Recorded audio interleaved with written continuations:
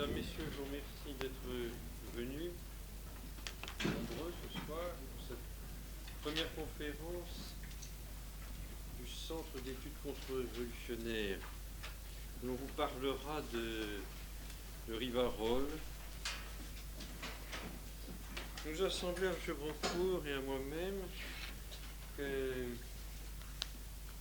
fêter la Révolution française est une chose intéressante, que nous n'étions absolument pas contre le bicentenaire. Le bicentenaire nous intéresse, surtout quand on sait que la Révolution française, c'est comme je le vois là sur un petit dépliant, 600 000 morts de guerre civile, 400 000 morts de guerre étrangère, sans compter bien sûr les morts de l'Empire, sur une population de 27 000 habitants.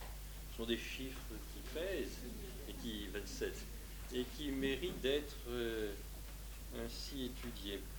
Et j'ai demandé à M. Brancourt de nous parler un peu de ce qui s'est fait contre cette révolution, parce que on n'a pas attendu le XXe siècle pour réfléchir sur la révolution, sur les faits qu'ils nous ont laissés. Et il était peut-être intéressant de considérer qu'une étude ponctuelle était insuffisante. Il fallait donc envisager une étude suffisamment vaste, et pour des études vastes, il faut peut-être constituer un centre d'études. Alors c'est ce que nous avons essayé de faire, et je laisse à M. Brancourt le soin de vous présenter un petit peu cette nouvelle instance. Mesdames, Messieurs des renseignements généraux, je dis ça parce que dans nos réunions maintenant il y en a depuis quelques spectacles, il faut être poli avec tout le monde. Je vais effectivement, comme le disait M. l'abbé Laurence, vous donner quelques indications à propos de ce centre d'études contre-révolutionnaires que nous sommes en train de mettre au point. Notre projet est d'organiser des conférences, naturellement, mais ça, vous me direz qu'il y en a déjà à l'Institut Saint-Pédis. Nous allons organiser des conférences, mettre sur pied une bibliothèque contre-révolutionnaire, et ce qui sera évidemment l'essentiel de nos réunions et également de notre activité, et aussi faire des publications. Alors je vous annonce dès maintenant que le 21 janvier 1989, nous publierons, sera distribué dans le public un recueil de témoignages sur 1789 et 1792, les deux étant associés. Je ne crois pas qu'on puisse faire une très grande différence entre 1789 et 1792. Alors, nous allons vous faire passer une feuille de papier. Ceux que cela intéresse peuvent y mettre leur nom et leur adresse, et nous les tiendrons au courant des activités de ce centre d'études contre-révolutionnaires dont le cœur sera évidemment ici. Je vais vous parler aujourd'hui d'Antoine de Rivarol et de ses amis, parce que dans le cadre de ce cycle, Antoine de Rivarol est l'un des premiers à avoir décelé l'action de la Révolution et à avoir pris pour cible les révolutionnaires avec un certain esprit, étant bien entendu qu'Antoine de Rivarol, ça n'est pas simplement un causeur, mais j'essaierai de vous le montrer. Dans les années 1789, le Palais Royal est le lieu de plaisir où tout converge à Paris. Dans le jardin, on vend des pâtisseries, on écoute l'abbé Fauchet qui essaie d'expliquer la longue alliance entre Dieu et la liberté en commentant la Bible. Et puis il y a aussi des distractions encore moins honnêtes, c'est-à-dire que sous les arcades, on rencontre des bulldogs qui promettent dans les maisons de jeu la fortune à des tables de biribi, par exemple. Il y a également des racoleuses. Je crois que l'héroïne de la Révolution, il faut bien le dire, Théroigne de Méricourt, a arpenté un peu ces arcades. Au Palais Royal, il y a aussi des cafés, le café de Chartres, le café de Conty, la grotte flamande, le café mécanique. Des cafés où, tard dans la nuit, les citoyens peuvent se rafraîchir. Il y a également des traiteurs. Et c'est chez ces traiteurs, dans ce paradis des gourmets, qu'au cours de banquets évangéliques se retrouvent les apôtres qui dirigent les actes. Qui sont les apôtres? Les apôtres, ce sont des journalistes monarchistes. Ce sont des journalistes grands amateurs de plats raffinés, de bonnes bouteilles. Ce sont des journalistes qui considèrent que la table de restaurant est finalement le meilleur des bureaux. Ce sont des gens d'aimable compagnie et non pas des énologues tournant à l'éthylisme pur. Ce sont des gens d'agréable compagnie, ce sont de bons compagnons qui ont la rancune tenace et l'amitié chaleureuse. Le journal qui les regroupe s'appelle Les Actes des Apôtres. Le titre a un double sens.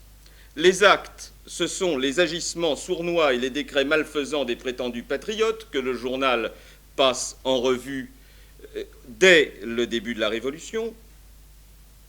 Mais ces attaques elles-mêmes, menées par les journalistes royalistes, forment les actes que rédigent les bons apôtres, les amis du roi, de la justice et de la vérité.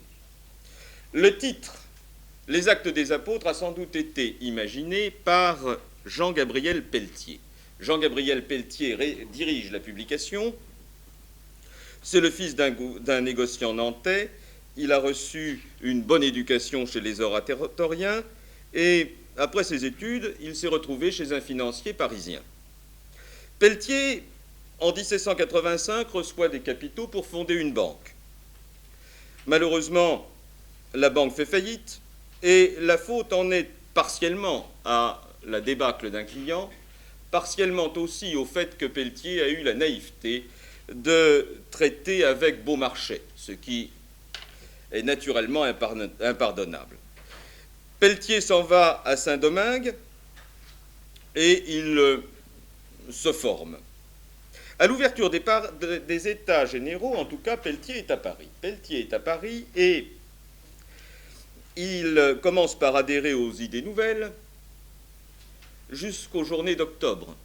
Aux journées d'octobre, ses yeux s'ouvrent, il change d'opinion et il s'engage dans la politique. Il s'engage dans la politique avec beaucoup d'à-propos, puisque dès le 7 octobre, Pelletier rédige un pamphlet, publie un pamphlet qui est intitulé « Le coup d'équinoxe d'octobre ». Et nous sommes le 7 octobre 1789, il dénonce la responsabilité de Philippe d'Orléans, Philippe le Rouge, et celle de Mirabeau.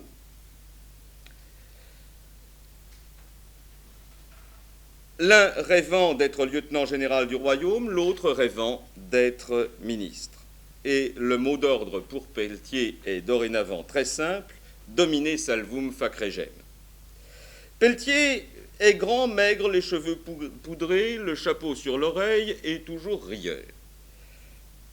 C'est un joyeux drille. Il a en tout cas l'allure d'un joyeux drille. Il a l'art de se moquer des autres, il se moque aussi de lui-même, ce qui est une preuve d'esprit et de recul. Et il fonde, dès la deuxième moitié d'octobre 1789, les Actes des Apôtres. Autour de ce journal, il retrouve toute une série d'amis. Il y a en effet à côté de lui un personnage qui s'appelle Boniface de Riquetti de Mirabeau. Il est colonel et il est le frère de l'orateur, mais ses opinions sont exactement à l'opposé de celles de Mirabeau. En raison de sa prestance, on l'appelle Mirabeau-Tonneau. On l'appelle aussi Mirabeau-Tonneau par opposition à Mirabeau-Tonnerre, son fils, son frère. Mirabeau s'est couvert de gloire dans l'armée, il a été plusieurs fois blessé, il a fait la campagne d'Amérique et il avait eu un nombre de duels absolument considérable. C'est un bon vivant, c'est un énorme buveur, il décoche des sarcasmes aux députés, et il garde un sens de la répartie qui est absolument consternant pour ceux qui imaginent qu'il est constamment entre deux vins. Ce qu'on peut effectivement imaginer de temps en temps. Il refuse le principe même de l'Assemblée des États généraux en Assemblée constituante. Et à cet égard, il se révèle finalement un juriste précis, car ces États généraux n'avaient absolument pas à se mêler d'autre chose que ce que le roi aurait dû leur demander. Il connaît toutes les histoires de Paris, il les amplifie et il en fait usage. Le troisième apôtre est Sulot, qui sera assassiné le 10 août 1792 par l'héroïne révolutionnaire Théroigne de Méricourt. Sulot est un personnage qui ne se sent heureux que dans les situations dangereuses que souvent il crée lui-même. C'est aussi un garçon de famille riche qui s'est fait hussard puis avocat. Il a fait des affaires, il a gagné de l'argent, et cet argent, il l'a un peu dépensé au jeu et dans des affaires moins heureuses, si bien qu'il a dû aller s'aérer un peu aux Antilles où l'air est bon. Dès son retour, il s'est fait connaître par un pamphlet, le petit mot à Louis XVI. Et dans ce petit mot à Louis XVI, Sulot se permettait, mais je crois que c'est une très bonne chose, d'admonester le roi en lui disant qu'il fallait agir. Évidemment, c'était une entreprise de longue haleine, étant donné le sujet. Au milieu des dangers, Sulot, comme Pelletier, a su toujours mettre les rieurs de son côté et avoir cette distance qui, je crois, finalement n'est possible qu'aux gens de cet horizon, cette distance qui lui permettait de se moquer aussi de lui-même. En 1790, il comparaît au Châtelet parce qu'il a essayé d'agiter la Picardie où il est né. Il transforme son interrogatoire de justice en spectacle et, comme un des magistrats veut tout savoir de ses études, de ses amis, de ses parents, une espèce de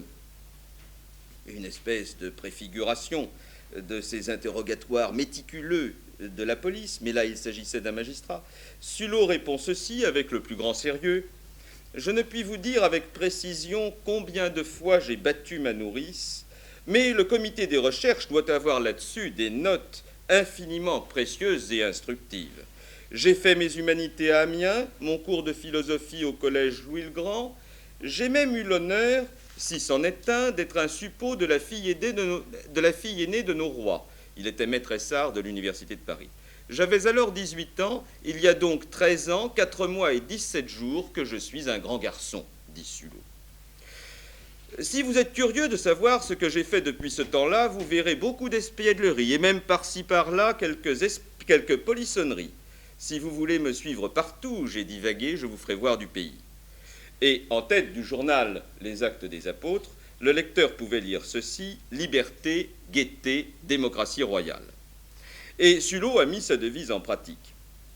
Dans le combat politique, Sulot a toujours utilisé l'humour. Par exemple, au lendemain de son passage au Châtelet, on l'a suspendu de ses droits civiques. Ce n'est pas consternant, ça évite de voter.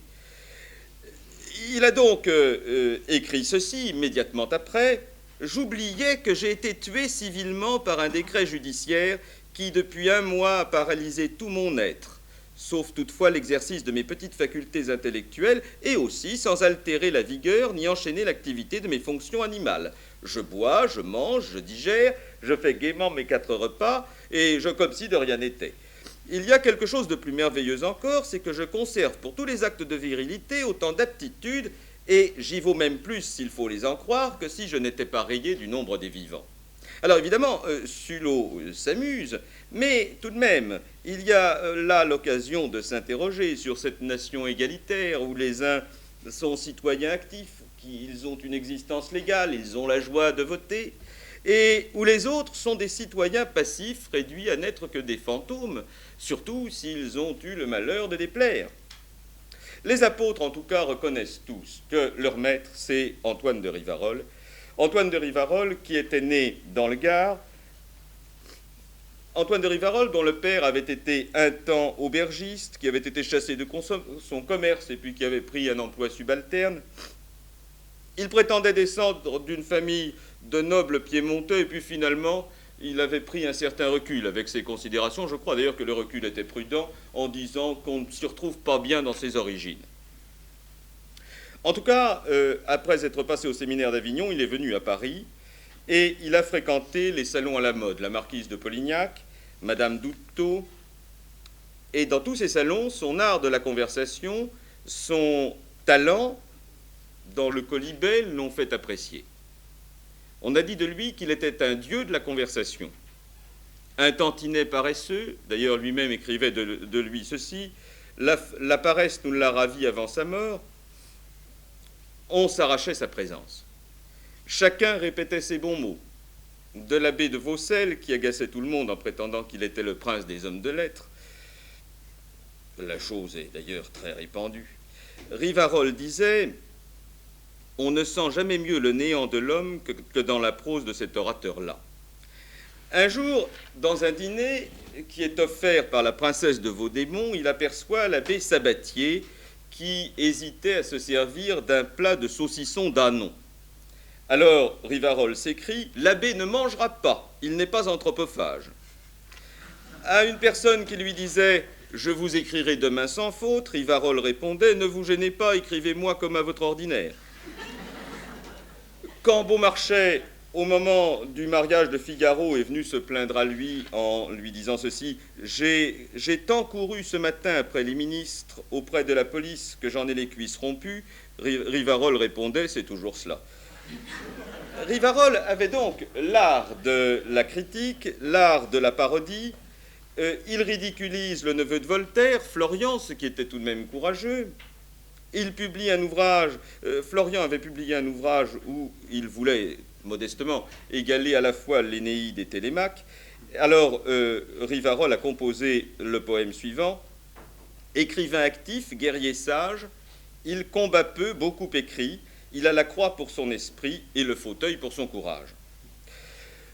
Mêmes attaques, alors là, la chose avait pris une certaine ampleur, lorsque Madame de Genlis, la maîtresse du duc d'Orléans et l'attentive gouvernante de son fils, Madame de Genlis avait commis une espèce de traité qui s'appelait « De la religion considérée comme l'unique base du bonheur et de la véritable philosophie », comme si elle pouvait y avoir dans ce domaine une quelconque compétence. Alors Rivarol lui a répondu en parodiant la prière d'Athalie. Évidemment, à force de fustiger les ridicules et de leur dire leur fait, de s'en prendre aux puissants, philosophes ou révolutionnaires, Rivarol et ses amis se sont attirés des haines. Certaines de leurs victimes étaient totalement incapables, bien sûr, de répondre sur le même ton. Alors, il les invitait à se battre. Et il se trouve que ce groupe de mousquetaires sympathiques tirait aussi bien l'épée qu'il savait affûter les épigrammes. Sulot a passé toute l'année 90 à répondre à des cartels ou à provoquer en duel des députés patriotes. Quand l'un des apôtres ne pouvait pas se rendre sur le pré, d'ailleurs, ça n'avait pas d'importance parce qu'il avait toujours un ami qui était tout disposé à aller en découdre avec un républicain. Les bonnes lames ne manquaient pas dans ce groupe, et par exemple, Champcenetz, qui était fils d'un gouverneur du Louvre et qui lui-même avait été lieutenant aux gardes françaises, Champcenetz était à la fois poète satirique et bretteur, et à propos de lui, Rivarol disait « Je fais des épigrammes et Champcenetz se bat ».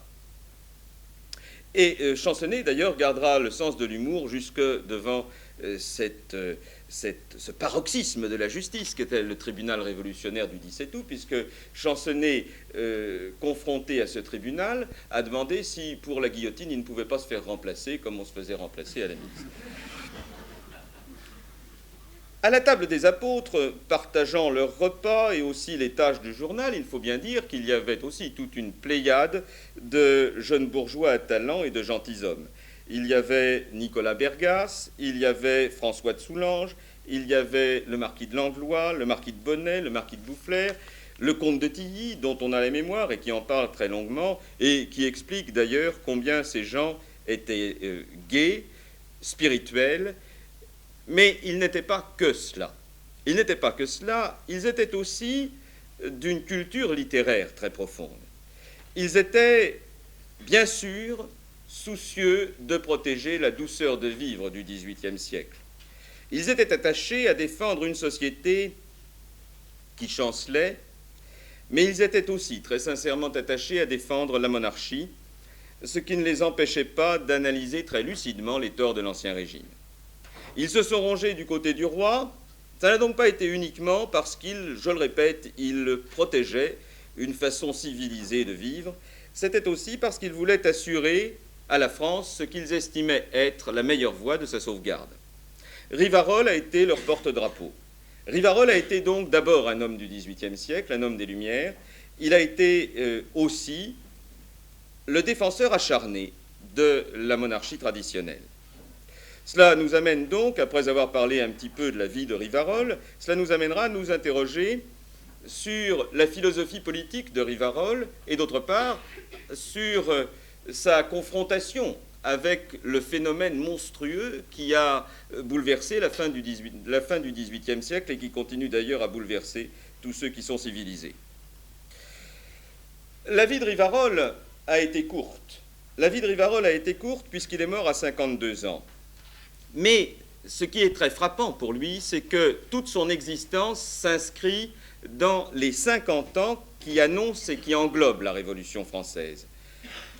Il est né en 1753, c'est-à-dire qu'il a 36 ans en 1789, c'est effectivement un grand garçon, et sa génération, c'est celle de Robespierre, né en 1758, c'est celle de Danton, né en 1759, c'est celle des grands contre-révolutionnaires aussi. Joseph de Maistre est né la même année que lui, et Bonald est né en 1754. Il fait donc partie intégrante de la génération des Lumières. C'est d'ailleurs un autre aspect de sa biographie. Rivarol, c'est d'abord, dans les Lumières, un bourgeois à talent. Il est d'origine médiocre, il est outre les aimables légendes autour des nobles piémontais, en fait, il est d'une famille de petite bourgeoisie provinciale, né à Bagnols-sur-Cèze. Il appartient à une famille de 16 enfants, et il est aussi exemplaire en ce sens que il est comme beaucoup d'autres, il doit comme beaucoup d'autres son ascension sociale à ses facultés intellectuelles et à l'aide de l'Église. Il entre au collège et puis au séminaire de Sainte-Garde d'Avignon chez les Sulpiciens. Ils l'ont destiné à la prêtrise, mais surtout ils l'ont formé. Et en tout cas, lui a choisi la réussite profane à la carrière sacerdotale. Il est venu à Paris en 1777. Il a peut-être été patronné par d'Alembert, mais comme je vous le disais tout à l'heure, il a été, en somme professionnellement, un homme des salons. Une illustration des plus prisées des salons parisiens. Son charme personnel a beaucoup joué.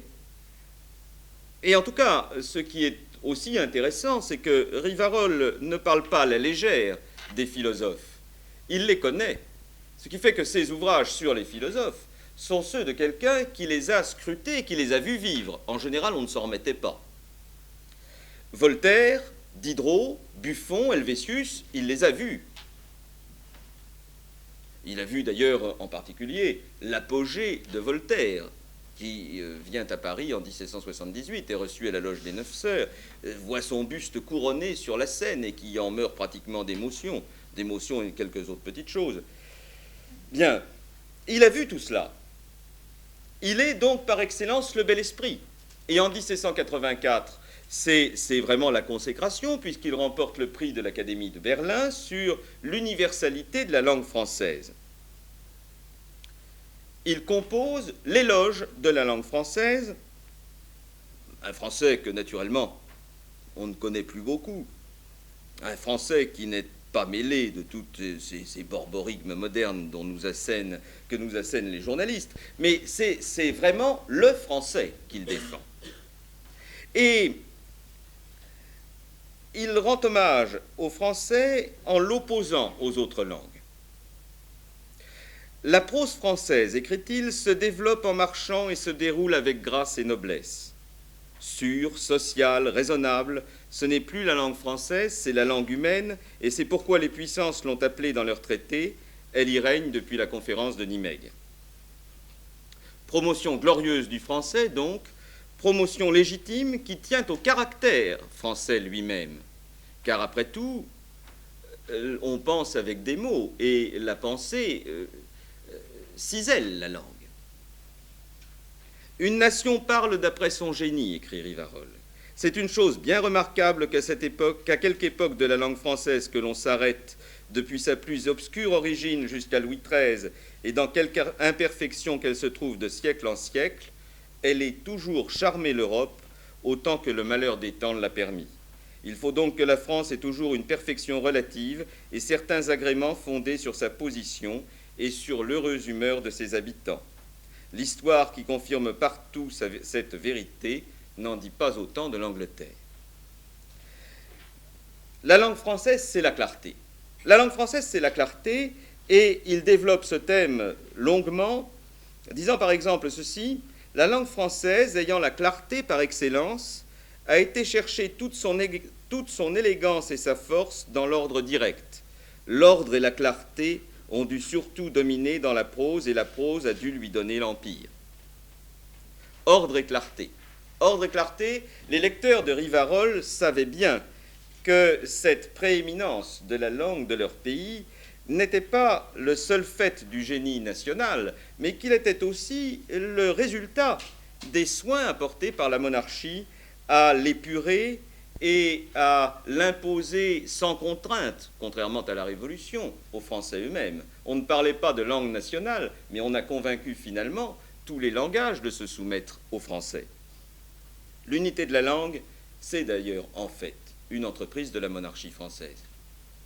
Et il n'est pas étonnant que quelqu'un qui ait aimé autant la langue française ait été aussi attaché à défendre à la fois les vérités de l'esprit et la monarchie. En 1788, Rivarol publie un pamphlet contre les coteries littéraires. Parce qu'il les connaît bien, je le répète. Il parle des grands hommes de la littérature. Et il faut reconnaître que c'est un véritable régal. La même année, il publie à Berlin 2 lettres à Necker qui, elles, sont sérieuses et profondes, qui parlent de la philosophie avec l'humeur de Rivarol, mais avec beaucoup de sérieux et un ton sensiblement moins enjoué que ses autres ouvrages.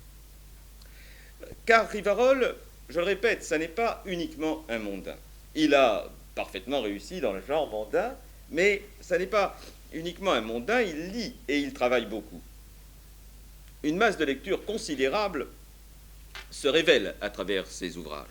Il connaît les philosophes grecs, mais il connaît la philosophie et la littérature des philosophes grecs aux auteurs du XVIIe siècle.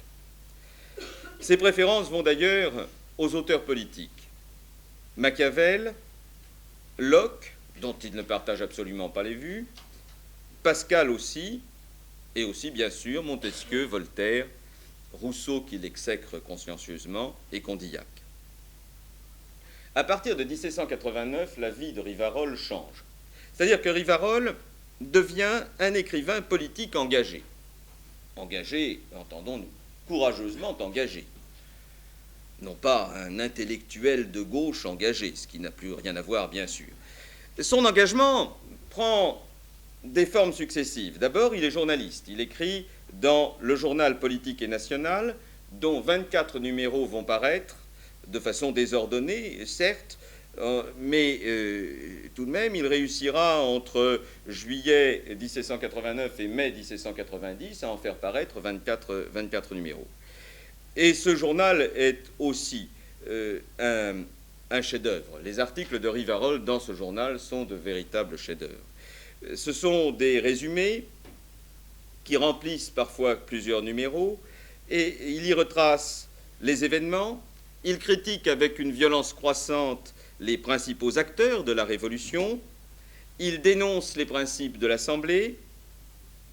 Et ces résumés-là vont cesser après les journées des 5 et 6 octobre, parce que, à son avis, à partir de là, tout est accompli dans la destruction de la monarchie. Il continuera le journal, mais les résumés précis qu'il donne au début s'arrêtent. En octobre 1789, comme je vous le disais tout à l'heure, Rivarol se lance dans la publication des Actes des Apôtres. Il est presque certain qu'il ait partagé avec Pelletier l'idée du journal et le titre du journal. L'idée est la suivante, il présente, et ce thème inspirera Taine par exemple, il présente les protagonistes de la Révolution comme les adeptes d'une nouvelle secte. Rivarol montre les développements de la secte, et nous aurons l'occasion d'y revenir. Il collabore au journal pendant quelques mois, et puis il est accaparé par la préparation d'un ouvrage qui va paraître à l'automne 1790, le Petit Dictionnaire des grands hommes de la Révolution. J'ai la chance de l'avoir. Là encore, enfin, on est absolument sidéré de la lucidité de Rivarol. Presque tous les auteurs de la Révolution ont droit à une chronique. C'est la dernière publication de Rivarol avant son départ en émigration le 10 juin 1792. Entre l'automne 1790 et le 10 juin 1792, Rivarol s'est engagé aussi d'une autre façon. Il est devenu le conseiller politique secret de Louis XVI. Il a fait parvenir à Louis XVI, en 1791, des mémoires et des lettres qui ont été réunies plus tard dans un recueil intitulé « Conseil donné à Sa Majesté Louis XVI en 1791 par l'intermédiaire de M. de la Porte, intendant de la liste civile ». Il émigre en 1792, non pas par un choix politique, mais tout bonnement pour sauver sa vie. D'ailleurs, ses amis Sullot et Champcenetz, qui n'en ont pas fait autant, connaîtront le sort d'autres journalistes de la même tendance, comme du Rozoy, par exemple, c'est-à-dire qu'ils seront assassinés.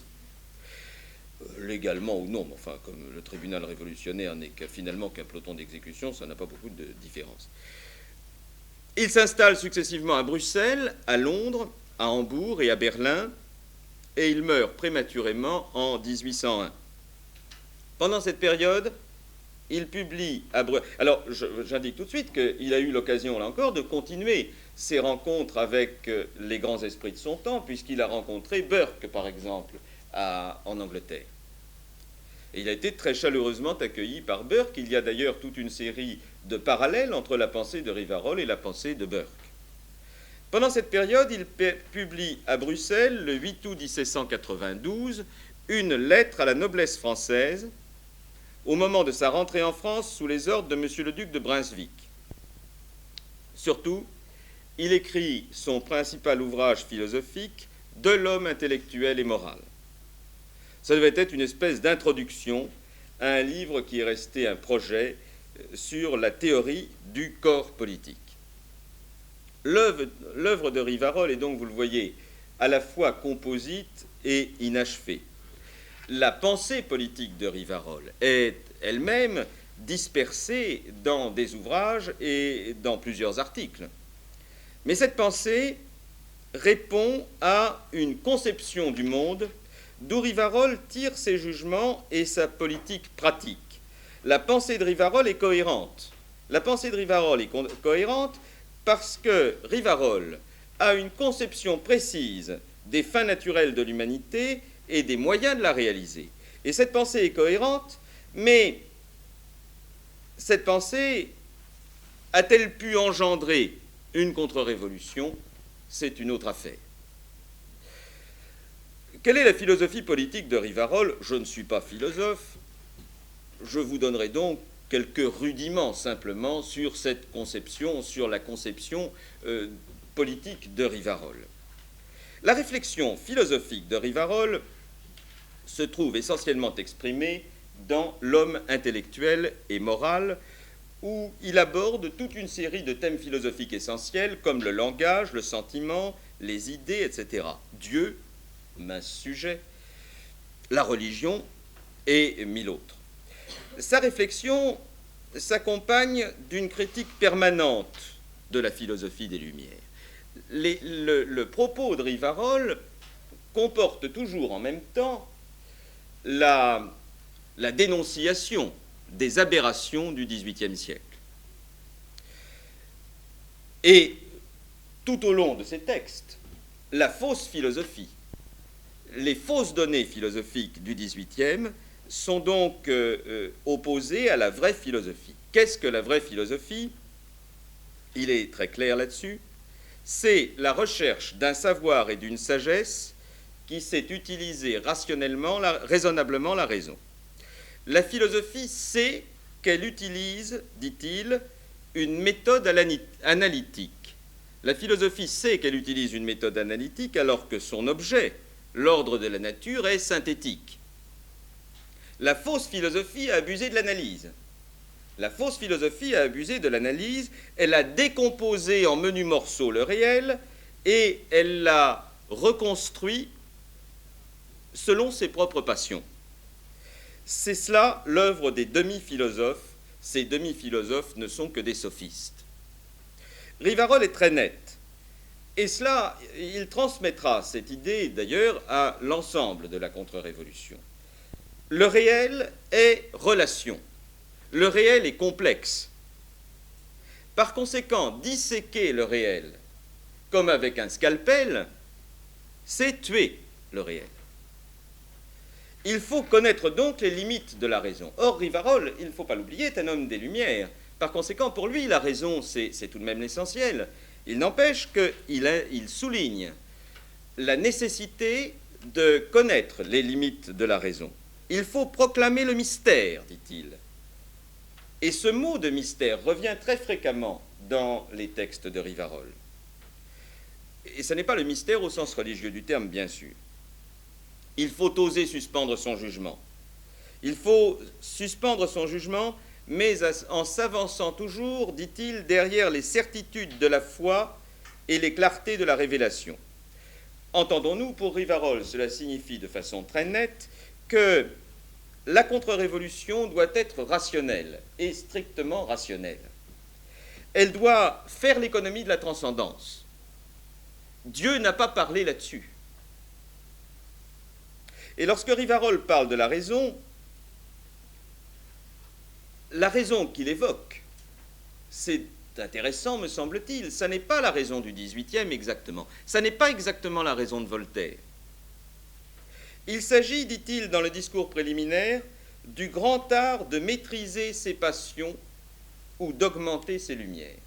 Du grand art de maîtriser ses passions ou d'augmenter ses lumières, et vous voyez que là, la raison de Rivarol ressemble un peu, en fait, à la raison du XVIIe, la raison dominatrice des passions. Rivarol est tout de même un homme du XVIIIe et un homme des Lumières. Rivarol glorifie la raison. C'est le chef-d'œuvre de l'homme. Mais cette raison ne doit être qu'un outil au service de la pensée créatrice. Un outil parmi d'autres. Parmi d'autres où on trouve les sensations, le sentiment, qui peuvent être souvent plus proches de la vérité que la raison.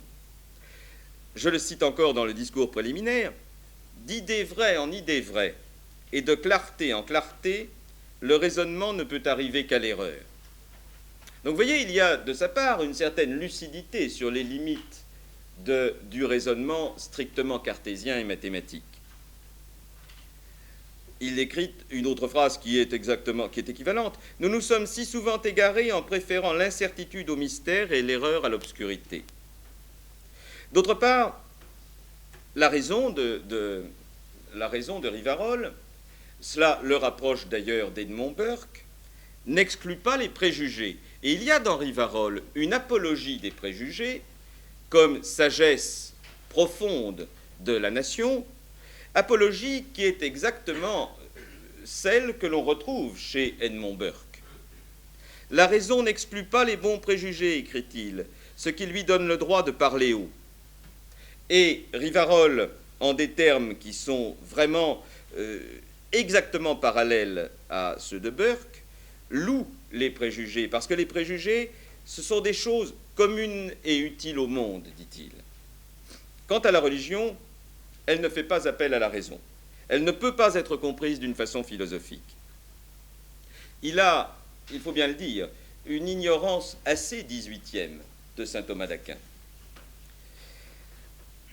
Hanecker, le déiste théologien, je le cite, qui essaie de définir la religion en cherchant à retrouver les principes spéculatifs de la philosophie, il oppose Pascal, que pourtant il n'aime pas beaucoup. Mais il lui oppose Pascal Pascal, je cite Rivarol, pour qui Dieu était moins probable que Jésus-Christ et qui concevait mieux qu'on pût être athée que déiste. Comme tous les philosophes des Lumières, Rivarol s'appuie sur la nature, sur l'idée de nature. L'idée de nature, la nature, c'est à la fois, dans le langage de Rivarol, l'univers physique, une association de systèmes fixes et harmonieux, que l'on connaît depuis Newton. Mais la nature, c'est aussi l'univers intellectuel et moral spécifique à l'homme. Il y a une nature humaine qui est en harmonie avec la nature physique, mais qui comporte une part de liberté. Liberté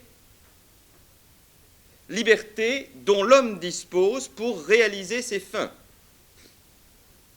Et les fins de l'homme, ce doit être pour Rivarol d'être en harmonie avec l'ordre général de la nature. Pour comprendre les fins de l'homme, il faut donc comprendre ce que c'est que l'homme dans le système de la nature. Je vous le répète, je ne suis pas philosophe, ça n'est pas de mon ressort, mais on peut tout de même comprendre que, pour Rivarol, l'homme est essentiellement social et historique. Social, en effet, l'autonomie de l'homme par rapport à la nature le rend faible et dépendant. Et vous voyez là que Maurras a lu Rivarol. On retrouve ces considérations chez Maurras. La raison, la morale, ne se comprennent que dans la relation de l'homme avec lui-même, certes, mais aussi la relation avec l'univers physique et surtout la relation avec les autres hommes. Et on revient à cette idée de Rivarol qu'au fond, tout ce qui est vivant est complexe, est composé. La morale n'est pas innée. La morale, c'est une vertu sociale, c'est-à-dire qu'elle suppose la relation avec les hommes. Deux principes régissent la morale. L'un est négatif, ne pas faire aux autres ce qu'on ne voudrait pas qu'on nous fasse. L'autre est positif, faire à autrui ce qu'on voudrait qu'on nous fasse. Il n'y a pas donc, vous le voyez, de place, et c'est bien un homme des Lumières, qui n'est pas encombré par la foi religieuse, mais qui sait tout de même que cela existe, c'est un geste de sa part. Il n'y a pas de place dans cette affaire pour le mal ni pour le péché.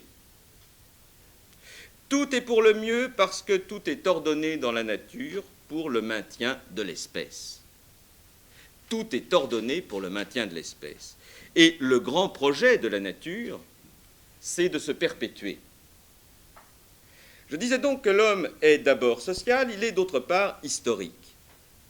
C'est l'homme qui crée le temps. Compter le temps, c'est ce qui sépare l'homme, même sauvage, de la brute animale. La civilisation, dit Rivarol, commence avec la mesure, avec le nombre. La civilisation, c'est-à-dire pour lui les arts, le commerce, l'industrie, les sciences.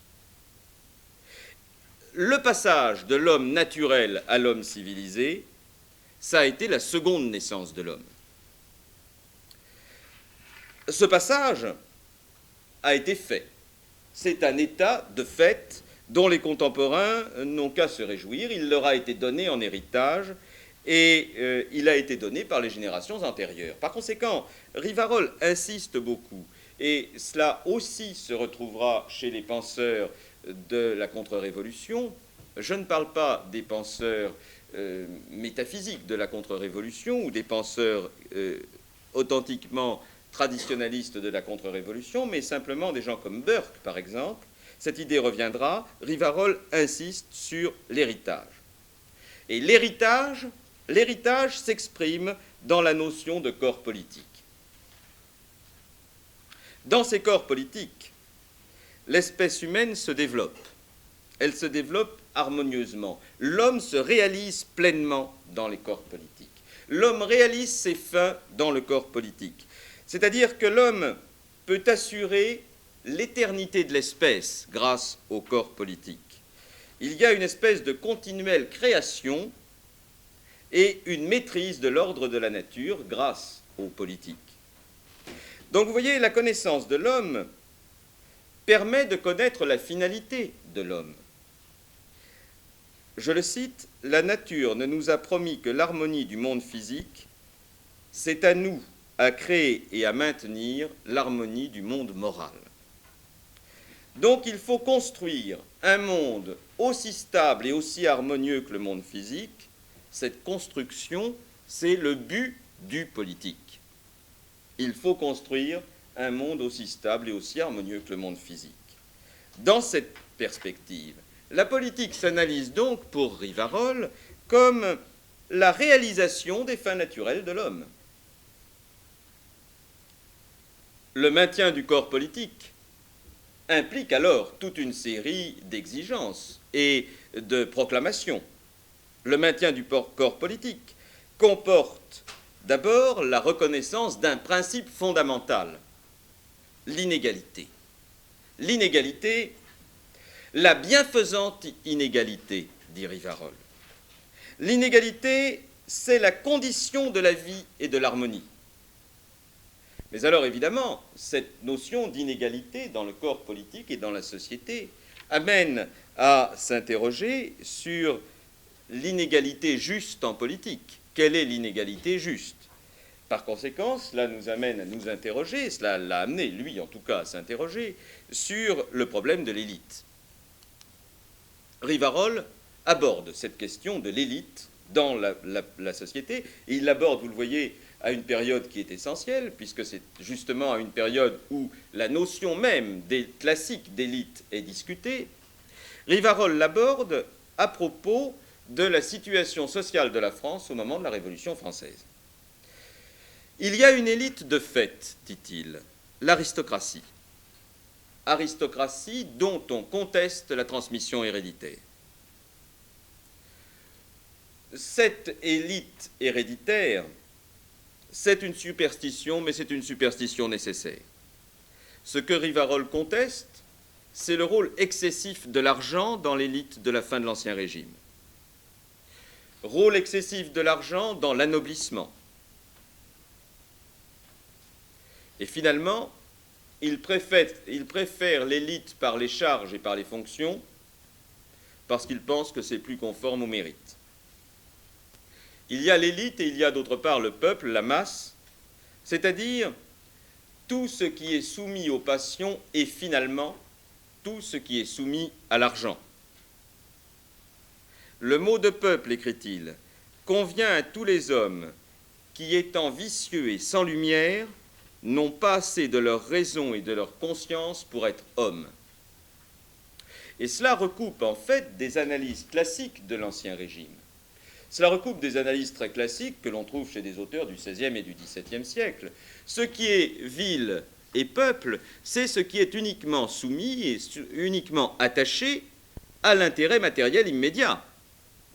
C'est cela, ce qui est peuple, et pour certains auteurs, Brantôme par exemple, c'est par définition méprisable.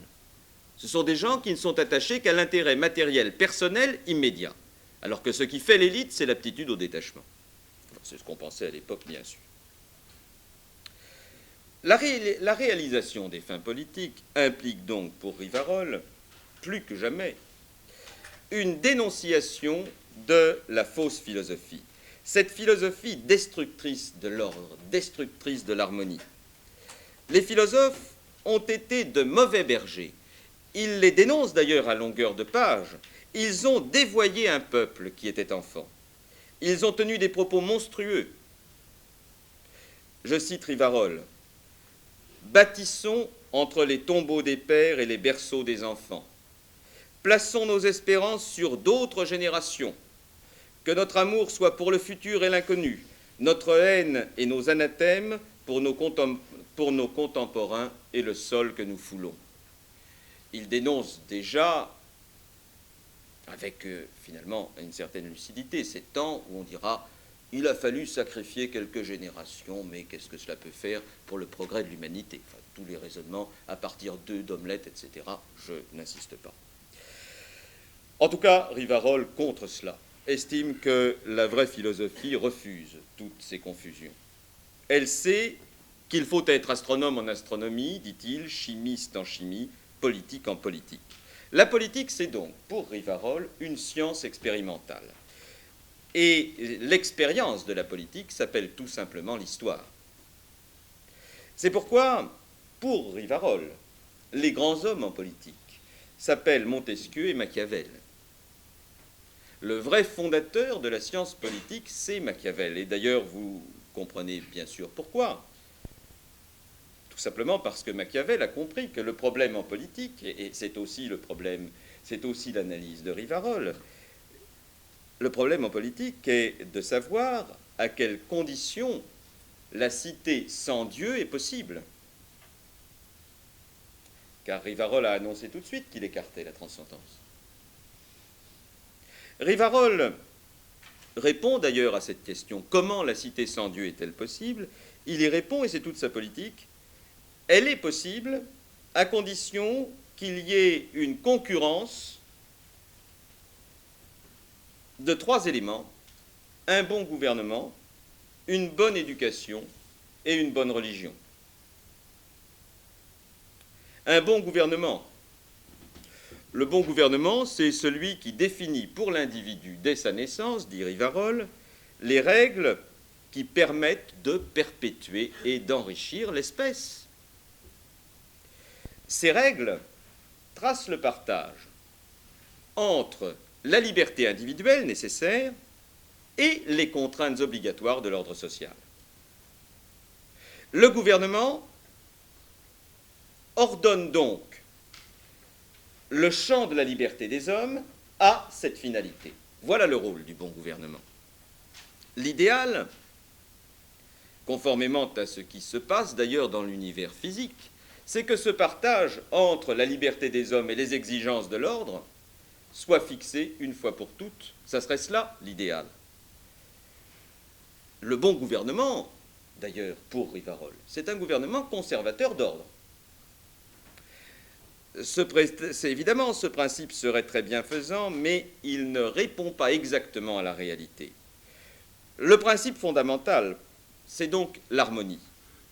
C'est-à-dire, en fait, un tiraillement ordonné entre un ordre bienfaisant et une liberté vitale, mais qui risque d'être destructrice.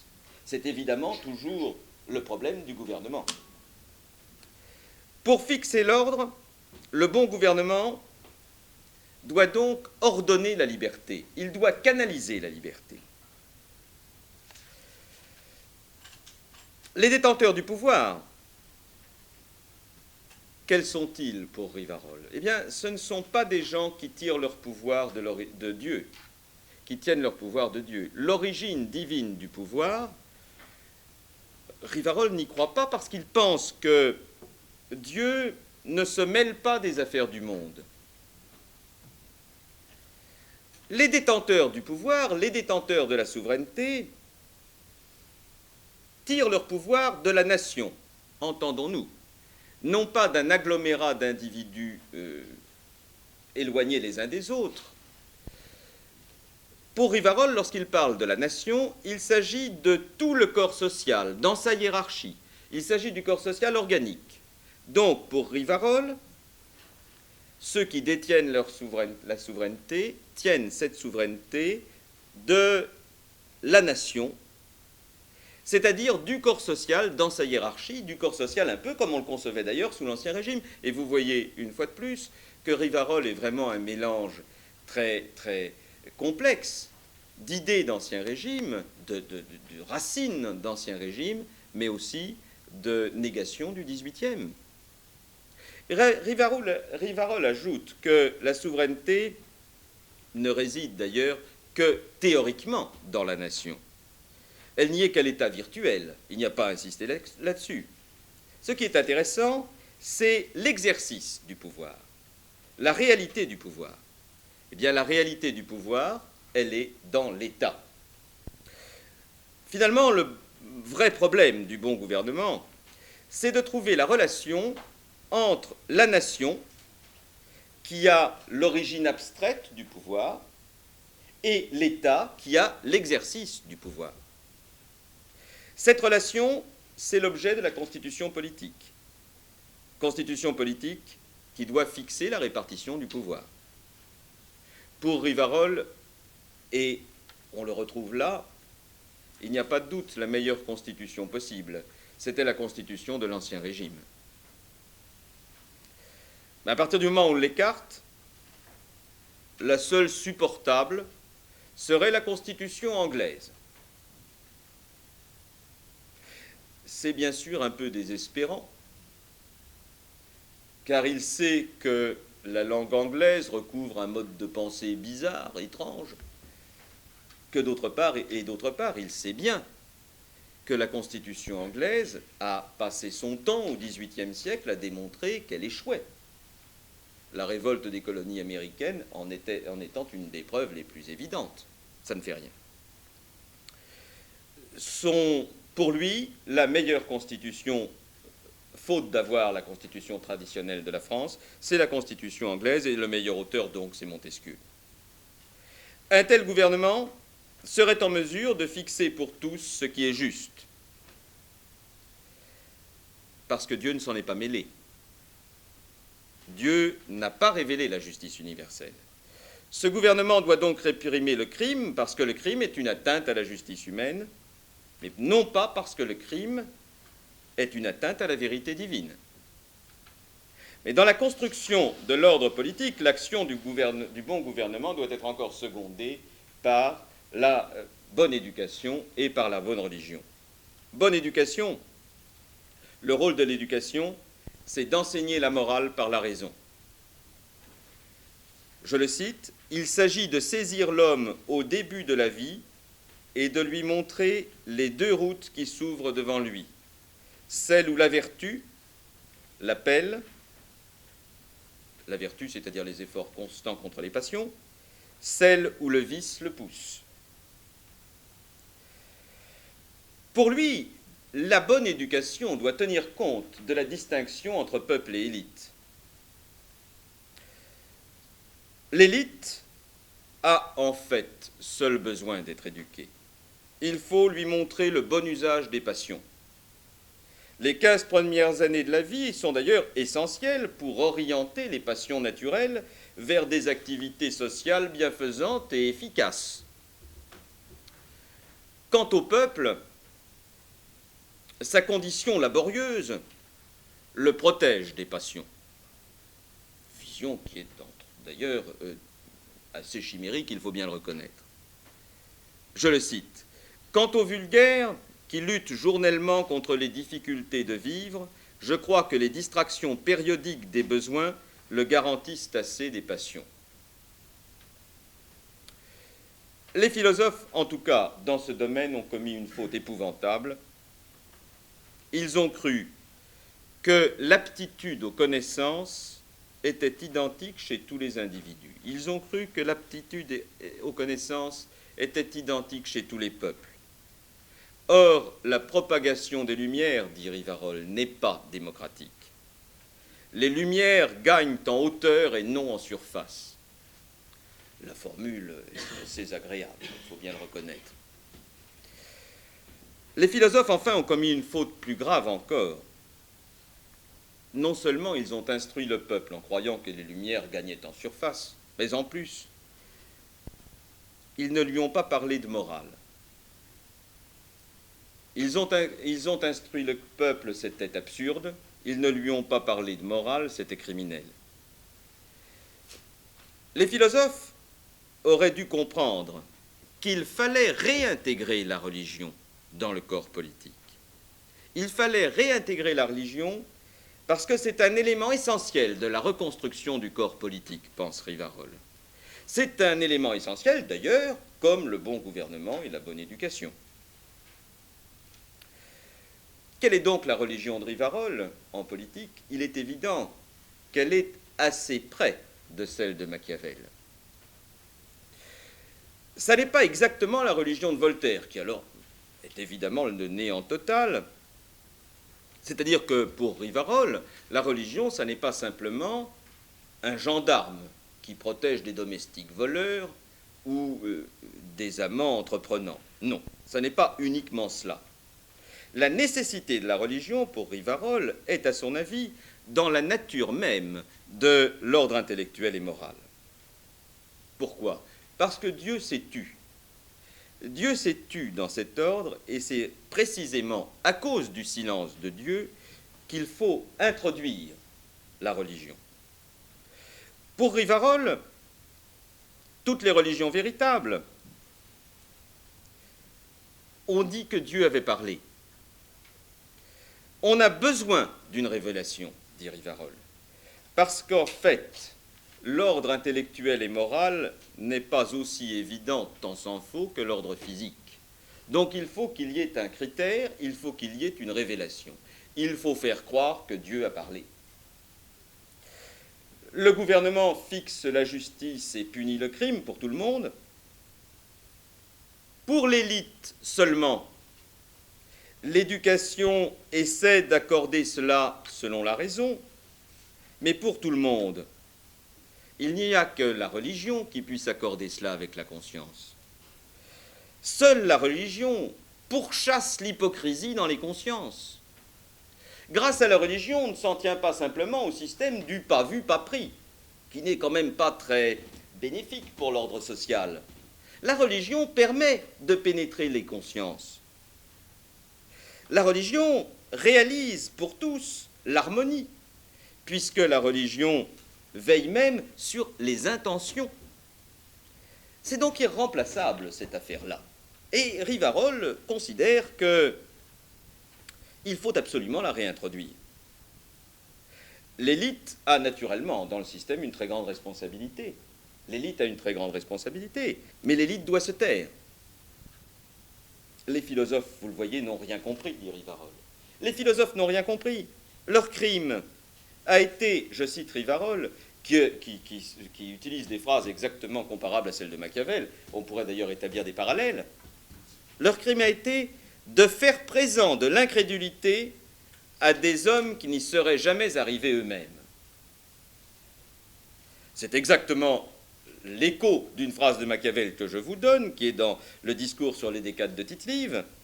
Tout ce qui tente à favoriser la religion doit être bienvenu, quand même on en reconnaîtrait la fausseté, disait Machiavel.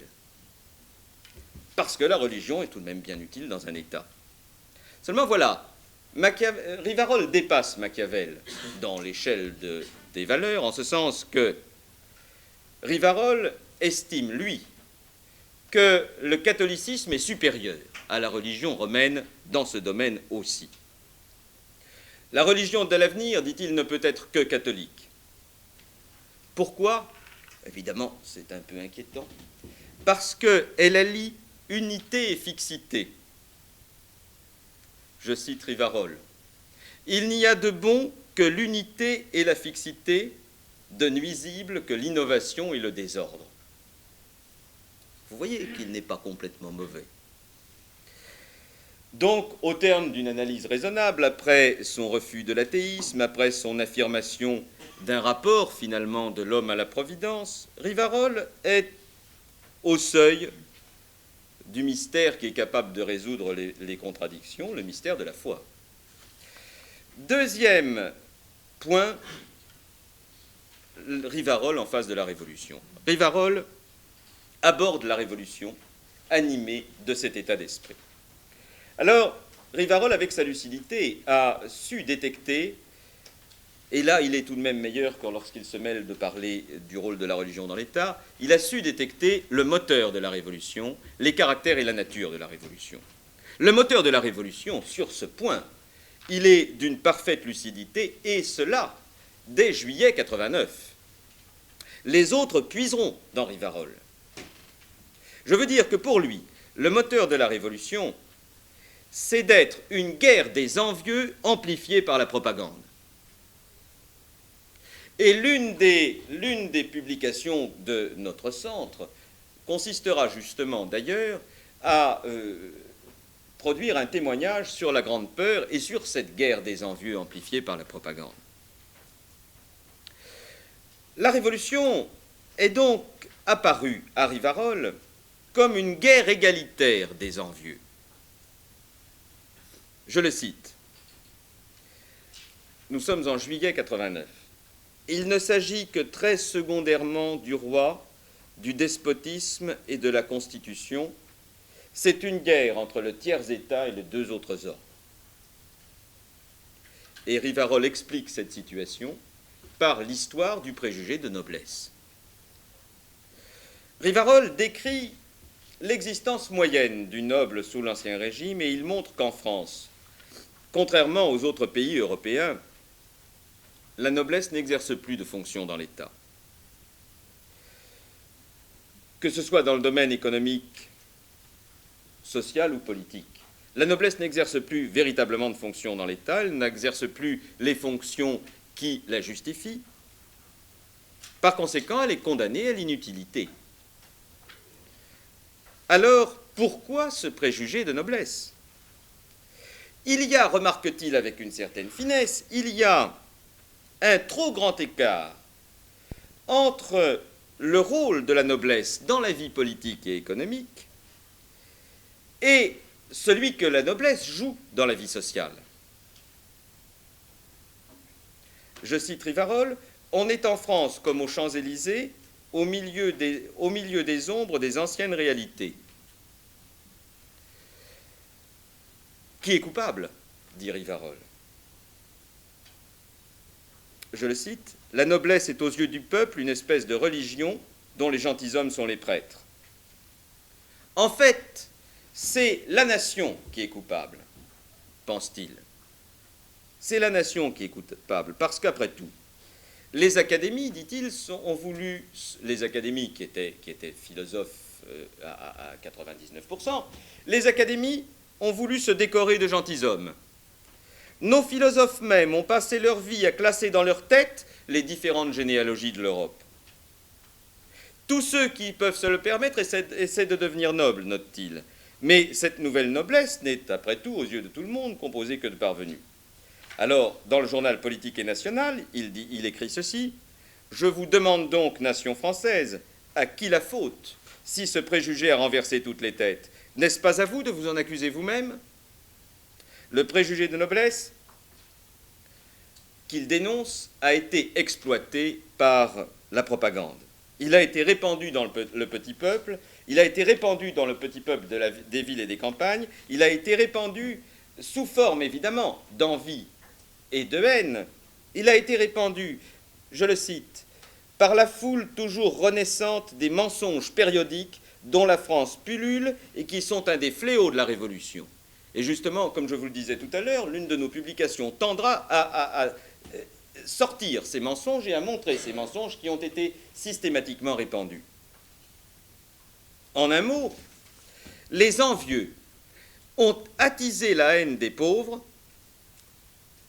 et Rivarol leur indique, là encore avec une lucidité que d'ailleurs l'histoire et la législation vont souligner, Rivarol leur indique que de la haine du noble à la haine du riche, il n'y a qu'un pas, qu'en fait les attaques contre la propriété ne commencent pas en 1792 ou 93, mais que les attaques de la propriété commencent dès le moment, dans la nuit du 4 août, où on a spolié la noblesse des droits féodaux.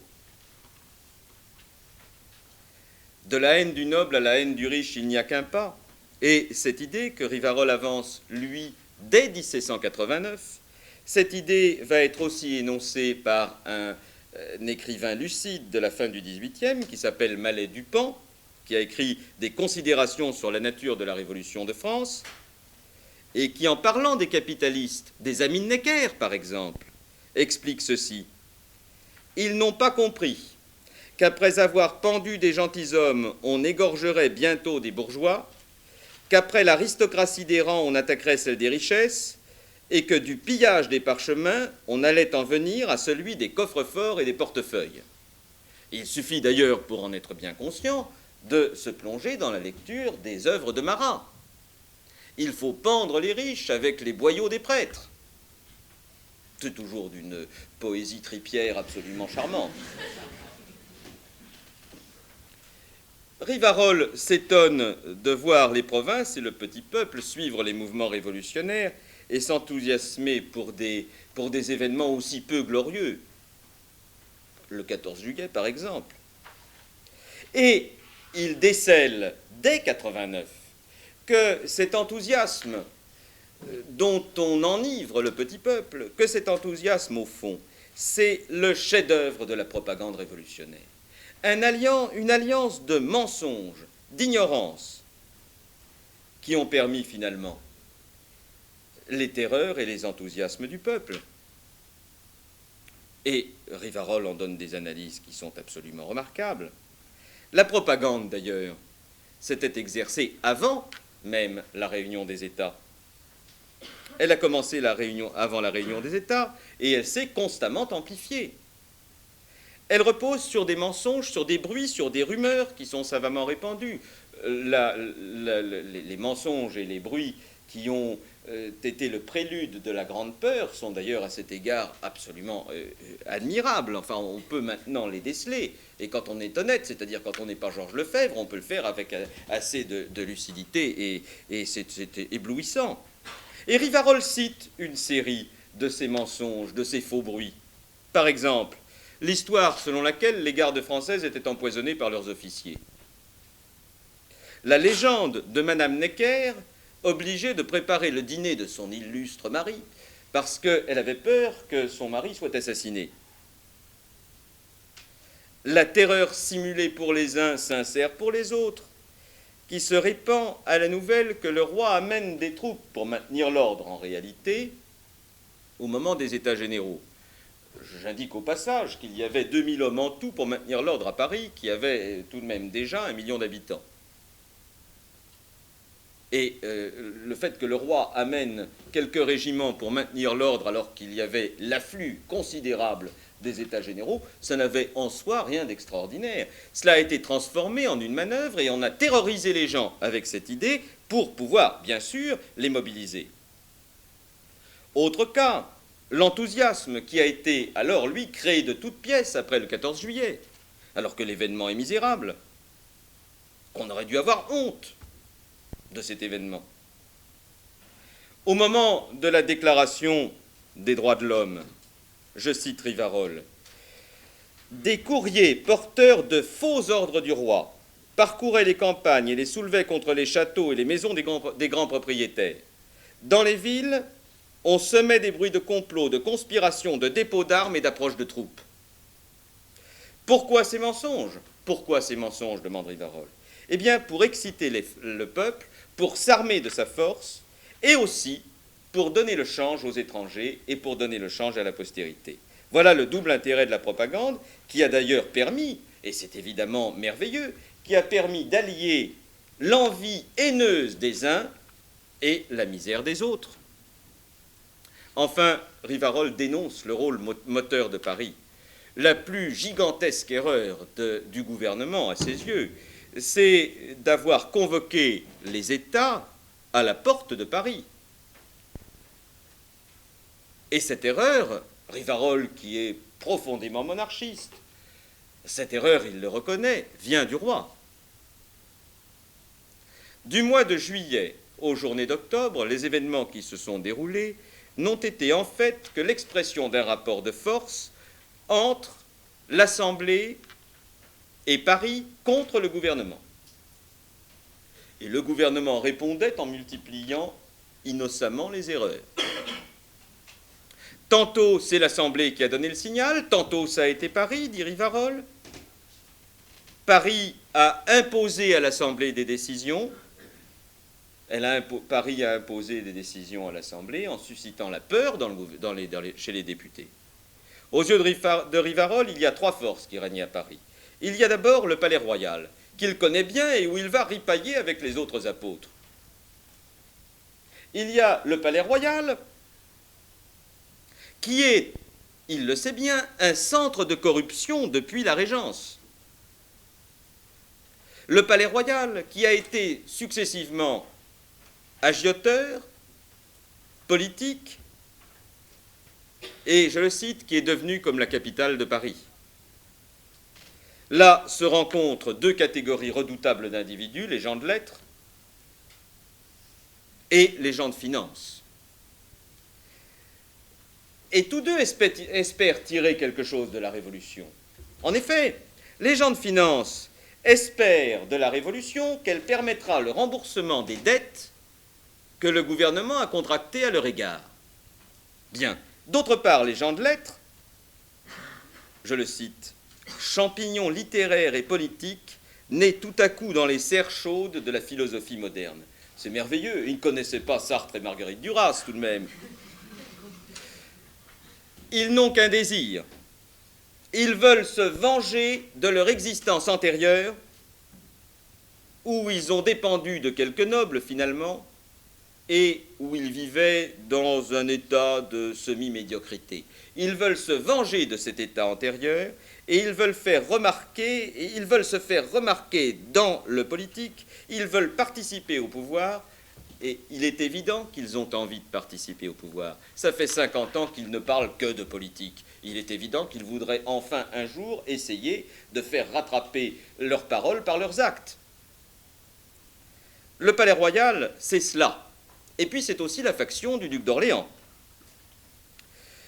qui ne s'est révélée à tous, dit Rivarol, qu'au mois de septembre 1789.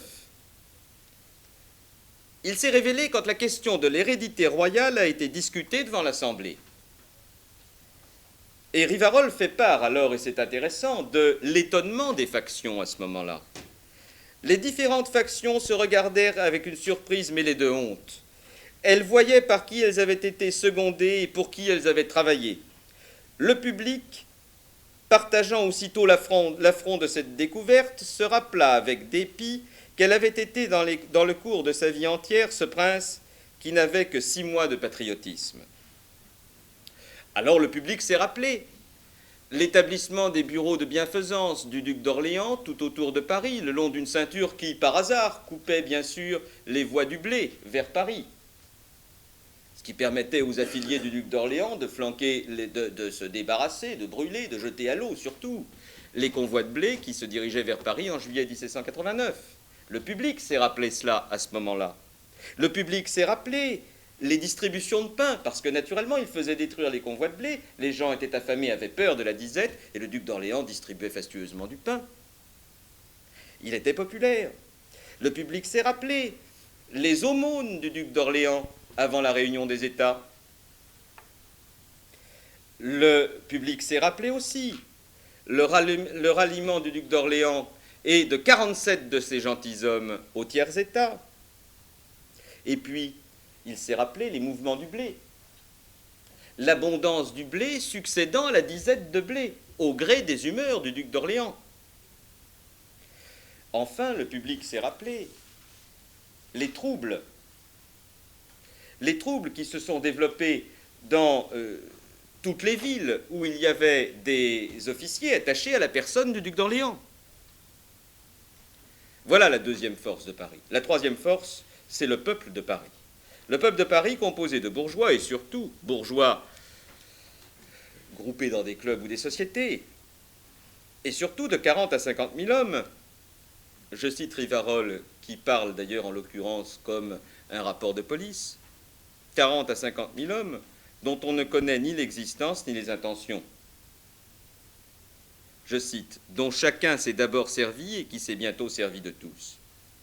Et l'Assemblée s'en est servie du peuple de Paris pour faire pression sur le roi. Au moment du premier rassemblement de troupes aux portes de Paris, elle a semé la terreur. Le renvoi de Necker a été exploité par les capitalistes du Palais Royal. Ils ont fait fermer la bourse.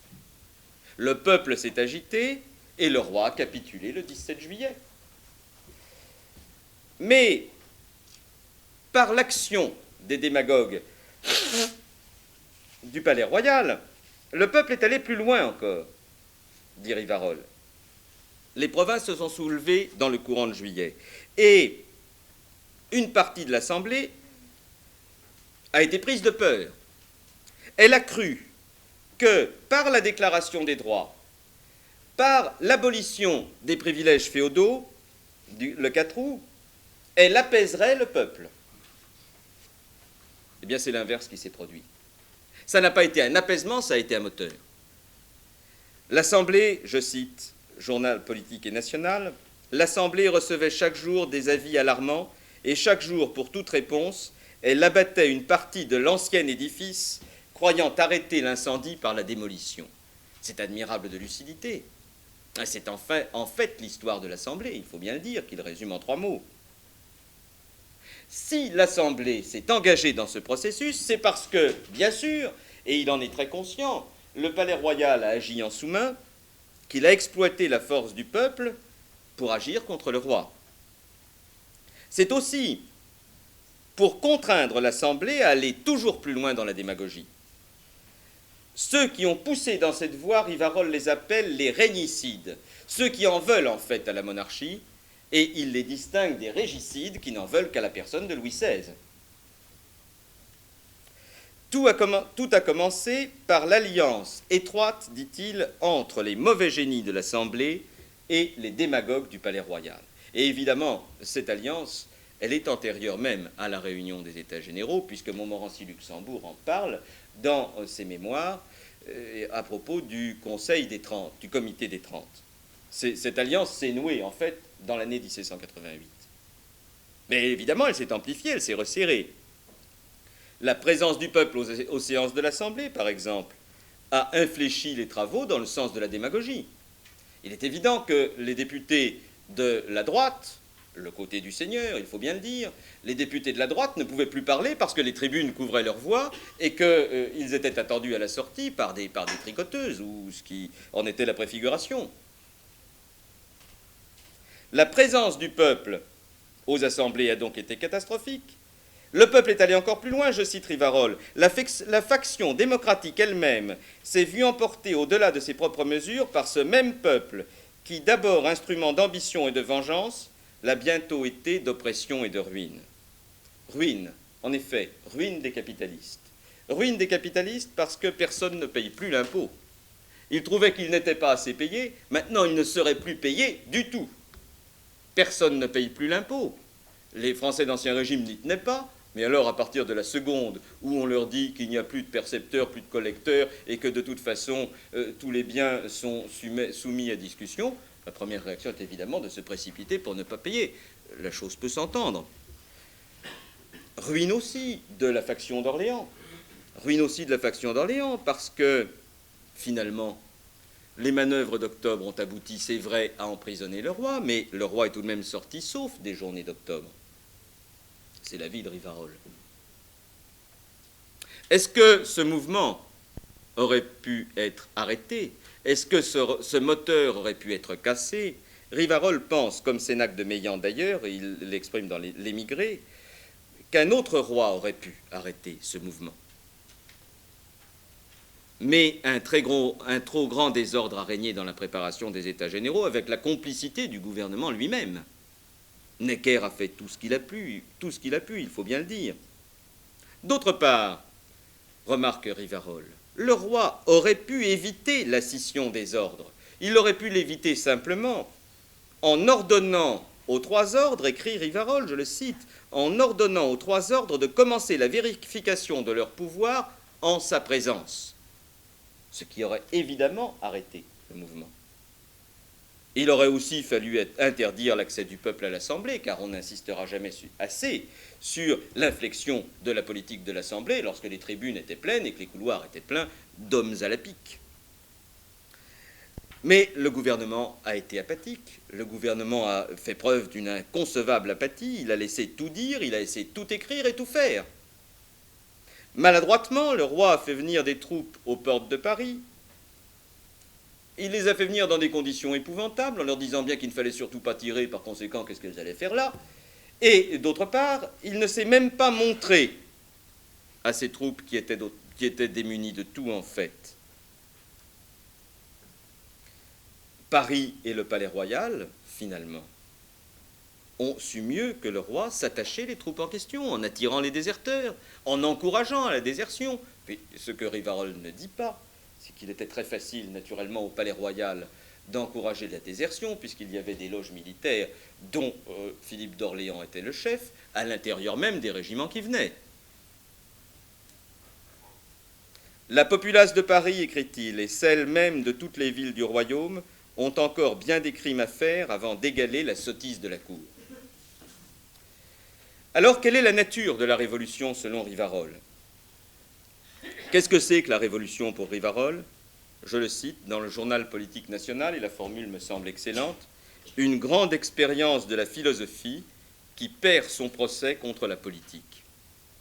Une grande expérience de la philosophie qui perd son procès contre la politique. Si l'on met de côté la peur, la Révolution a eu, aux yeux de Rivarol, pour principe la nouveauté, l'ignorance des réalités françaises, l'ignorance des lois d'une bonne constitution, que lui connaît, bien sûr, l'ignorance qui pousse à tout détruire et qui, comme Rivarol l'avait remarqué très tôt, devait faire perdre à la philosophie son procès contre la politique.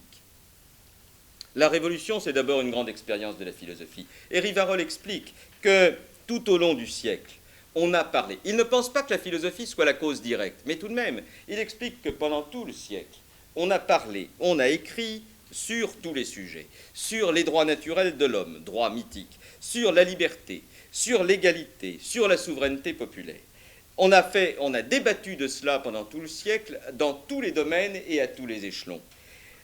Et tous ces principes ne pouvaient pas rester enfermés dans les salons et dans les sociétés de pensée. Ils restaient du domaine de la pensée pendant 5 ans. Ils sont restés du domaine de la pensée pendant 50 ans, mais avec la Révolution, on a voulu les appliquer de force à la réalité.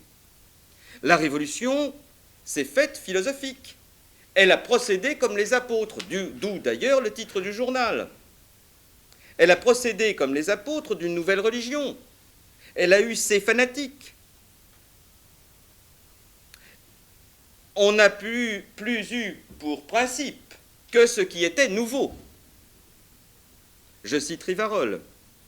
Les fanatiques n'ont eu que la nouveauté pour principe, la destruction pour moyen et une révolution pour point fixe. Ça aussi, c'est extrêmement frappant. Comment appelle-t-il le fanatisme? Il a parlé des fanatiques de la philosophie. Comment définit-il le fanatique? Car il parle français, il n'emploie que des mots qu'il est capable de définir. Comment définit-il le fanatisme? C'est un état d'exaltation et de délire résultant du concours d'une passion dominatrice qui cherche à recruter des prosélytes et d'une idée qui s'asservit toutes nos idées. C'est dans le discours préliminaire. Un état d'exaltation et de délire résultant du concours d'une passion dominatrice qui cherche à recruter des prosélytes et d'une idée qui s'asservit toutes nos idées. La chose me semble assez claire et très française. Tout a commencé, à ses yeux, par le succès qu'a connu la philosophie auprès de la bonne société. Et la philosophie est devenue une mode. La philosophie est devenue une mode. Si on ne voulait pas passer pour un sot ou un ignorant, il fallait être du côté des philosophes. Il fallait, dit Rivarol, faire cause commune avec la raison. Car les philosophes avaient le privilège de la liberté et des Lumières. Quant au peuple, le pauvre, il a suivi ses prêtres tardifs, dit Rivarol. Il a suivi ses prêtres tardifs, je le cite, parce qu'il y a dans ce monde un consentement tacite donné par l'ignorant et le faible à la science et à la puissance. Il y a un consentement tacite donné par l'ignorant et le faible à la science et à la puissance. C'est beau parce que je ne comprends pas l'extase de certaines catégories de la population devant des appareils qui transmettent des images ou d'autres choses. D'autre part, Rivarol note que l'un des autres éléments pour le peuple a été le suivant. Je le cite, « L'homme prendra toujours pour ses amis les ennemis de ses ennemis. » Si le peuple s'est donc armé des principes des philosophes, il faut bien reconnaître que les philosophes ont très bien su utiliser la force et les passions du peuple pour mettre leur plan en œuvre. Car ce plan existant, il s'agissait maintenant pour eux, c'était une véritable idée fixe, il s'agissait de l'exécuter.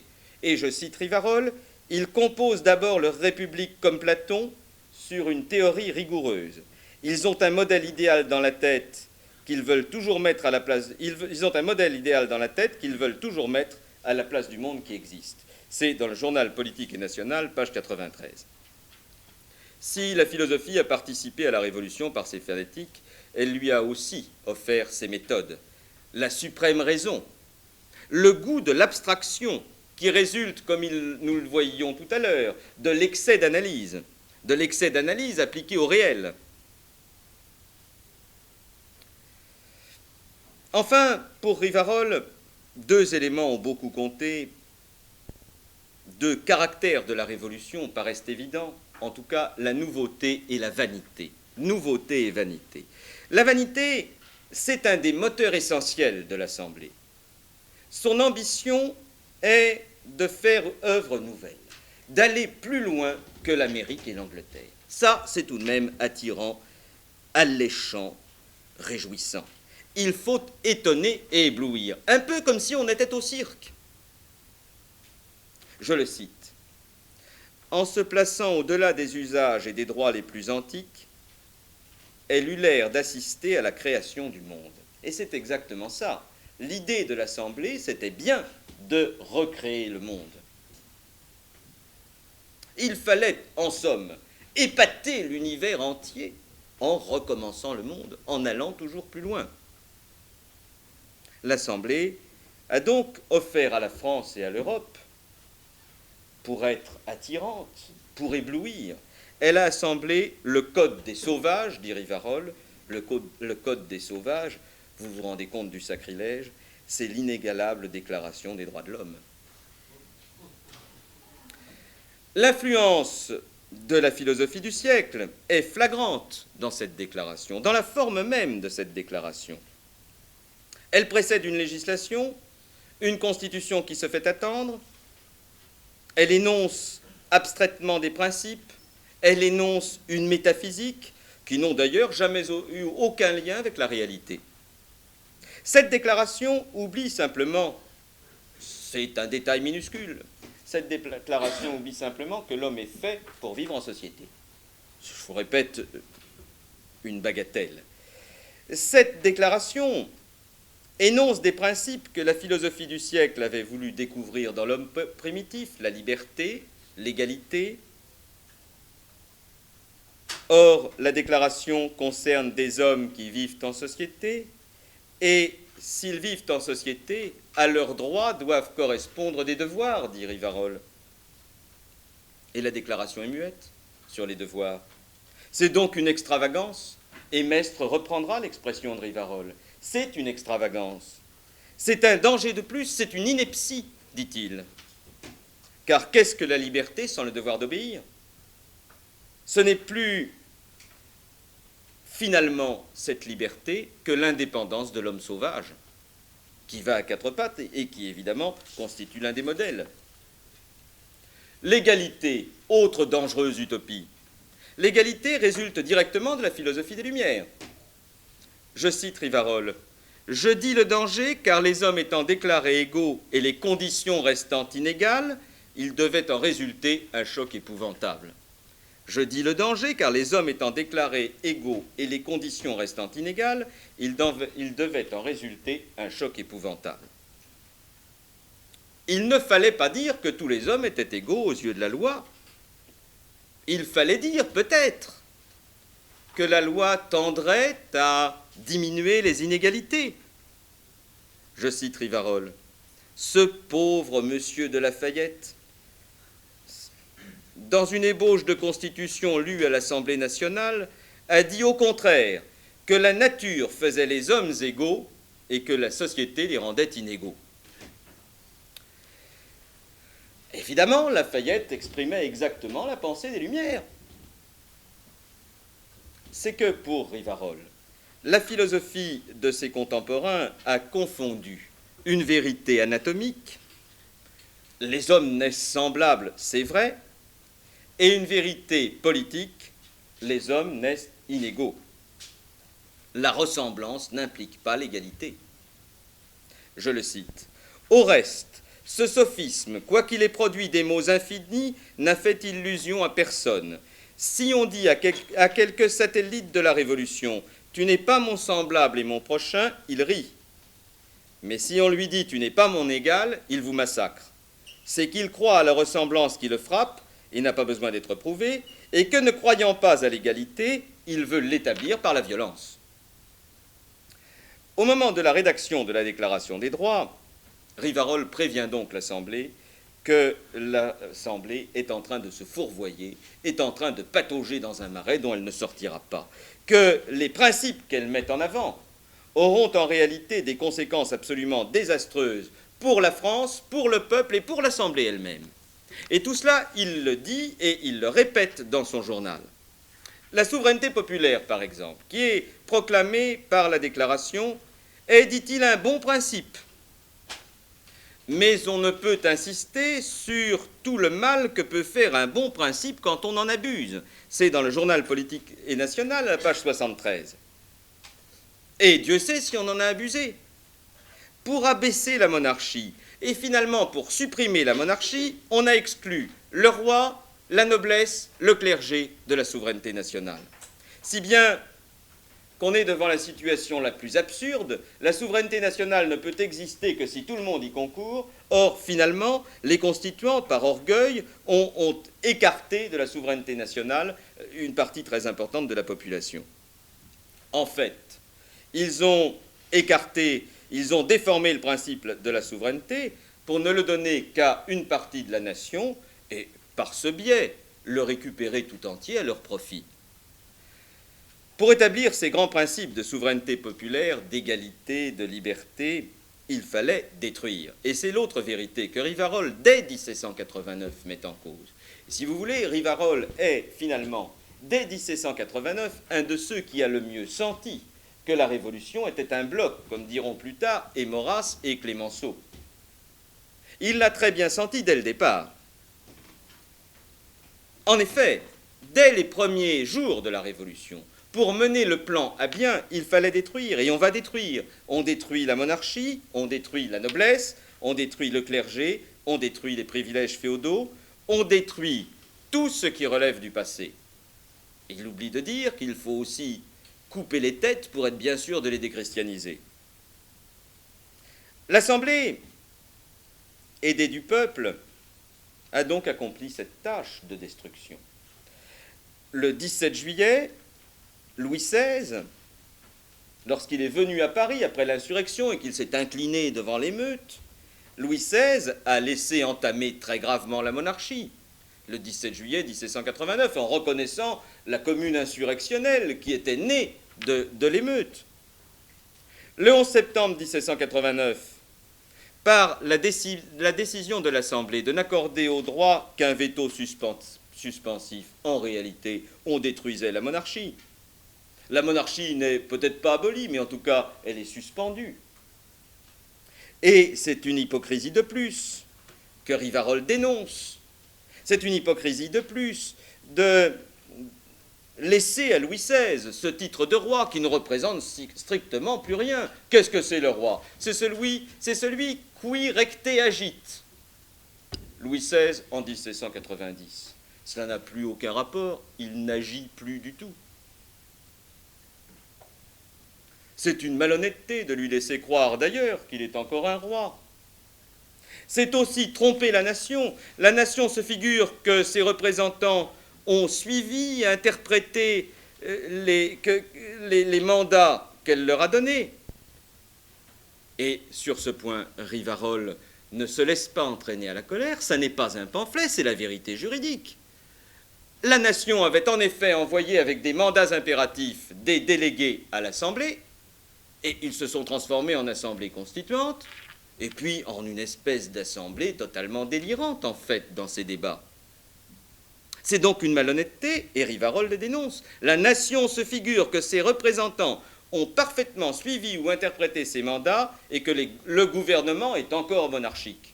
Or, il est évident qu'il n'est plus monarchique après septembre 1789. Ce nouvel ordre de choses, donc, pour s'installer, devait détruire tout ce qui constituait l'ancien monde, le joug de la religion, écrit Rivarol, les délicatesses de la morale, les lenteurs et les timidités de la politique et de l'expérience. Et les destructions devront naturellement se poursuivre. Elles devront se poursuivre jusqu'à épuisement. Et Rivarol constate simplement qu'avec l'arrivée des Jacobins, tout change dans la mécanique révolutionnaire, en ce sens que ces prêtres tardifs, les philosophes, n'ont même plus droit à la parole. Ils sont remplacés par les Jacobins, qui sont les moteurs les plus actifs, naturellement. Je cite, « Ces amis de l'homme, tuteurs hypocrites, ont aimé les pauvres et les nègres de toute leur haine pour les blancs et pour les riches. Législateurs cosmopolites,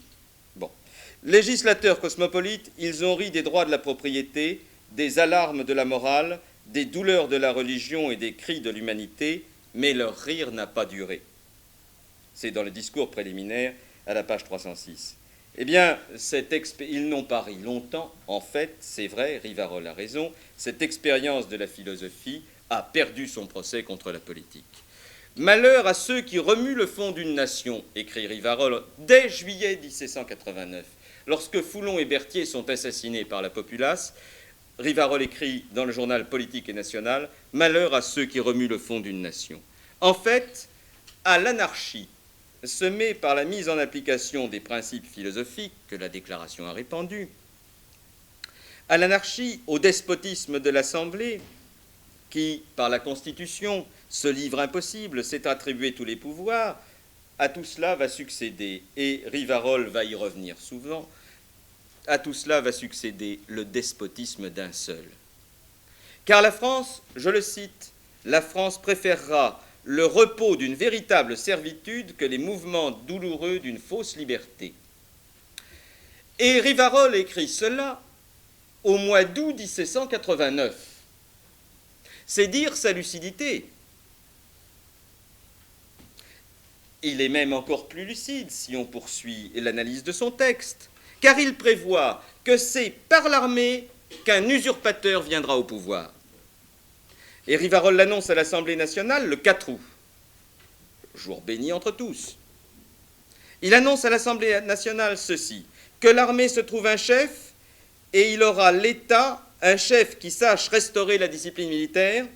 Et alors là, se moquant des députés, il ajoute, la discipline militaire, cette infâme subordination si contraire aux droits de l'homme. Rivarol n'a pas esquivé la question, qu'est-ce qu'on fait dans ce cas-là? Je veux dire que tout cela est bel et bon. Mais que faire? Que faire quand les barbares sont là? Eh bien, il faut tenter de sauver l'essentiel. Et c'est le sens de ces conseils à Louis XVI, transmis par l'intermédiaire de l'intendant de la liste civile Laporte. Rivarol ne croit pas à une chance de réussite d'une contre-révolution venue de l'extérieur. Les gouvernements européens se sont trop moqués des Français. Il est vrai que les gouvernements européens ont analysé la Révolution française au premier chef comme une agitation ordinaire, une de ces agitations cycliques, de ces spasmes dont tous les États sont pris. Et que par conséquent, dans une première étape en tout cas, ils se sont tous réjouis. Les Anglais, bien sûr, parce que c'était un peu une revanche sur les affaires d'Amérique, mais les Prussiens aussi. Il n'y a que Catherine de Russie qui ait eu le rire plus discret.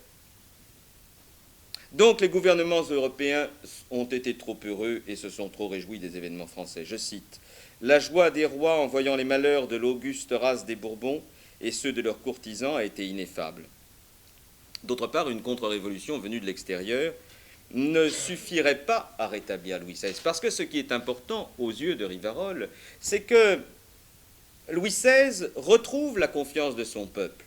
Et ce doit être le but de Louis XVI. Or, rien n'a favorisé cela. Je le cite, et il est évident qu'il écrit cela en émigration, que son humeur n'est pas rose. Il y a une fatalité attachée à notre nature, c'est que tout favorise en nous la maladie dont nous devons périr. Alors, qu'est-ce qu'il propose d'autre? En septembre 1791, il propose au roi de s'appuyer sur le peuple, sur le menu peuple. Je le cite, « La boue sous Louis XVI est la même que sous le roi d'Agobert, sans compter que c'est avec elle qu'on a toujours bâti les empires. » Et Rivarol conseille d'acheter certains personnages, de créer un club d'ouvriers. J'indique au passage que c'est tout de même ce qu'a fait Bertrand de Molleville lorsqu'il s'occupait de la police. De créer un club d'ouvriers,